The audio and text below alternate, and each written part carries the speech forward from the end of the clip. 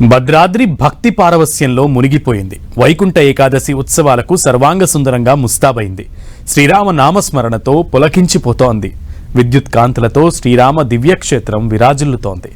వైకుంఠ ఏకాదశి అధ్యయనోత్సవాల్లో భాగంగా తెప్పోత్సవం ఘనంగా జరిగింది.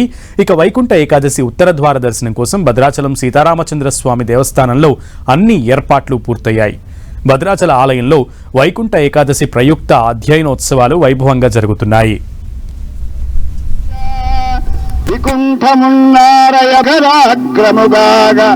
వసించు చెదమో దాశరథి కరుణాపయోనిధి.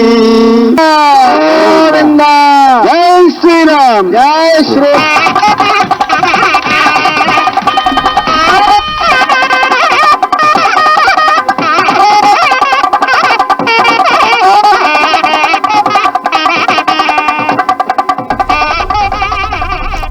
ఉత్సవాల్లో భాగంగా పవిత్ర గోదావరి నదిలో తెప్పోత్సవ వేడుక ఘనంగా నిర్వహించారు.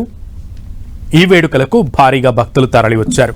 తొలుత మంగళ వాయిద్యాలు, కోలాటాలు, నృత్యాలు, సకల రాజ లాంఛనాలతో గోదావరి నది వద్దకు శ్రీ సీతారామచంద్ర స్వామి వారి ఉత్సవమూర్తులను తీసుకొచ్చారు. హంస వాహనంపై వేంచేసిన స్వామివారికి ప్రత్యేక పూజలు నిర్వహించారు.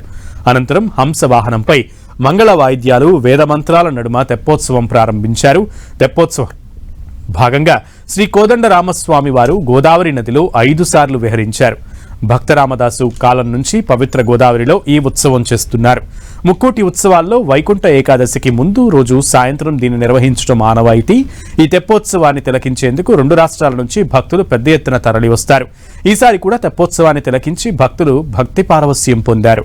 తెప్పోత్సవంతో పాటు వైకుంఠ ఉత్తర ద్వార దర్శనం కోసం భక్తులు పెద్ద ఎత్తున తరలిరాగా రద్దీకి తగినట్లుగా అధికారులు ఏర్పాట్లు చేశారు. భక్తుల తాకిడి ఎక్కువగా ఉంటుందని దానికి అనుగుణంగా ప్రసాదాల కౌంటర్లను ఏర్పాటు చేసింది దేవస్థానం అధికారులు. అదనంగా 2 లక్షల లడ్డూలు తయారు చేయించారు.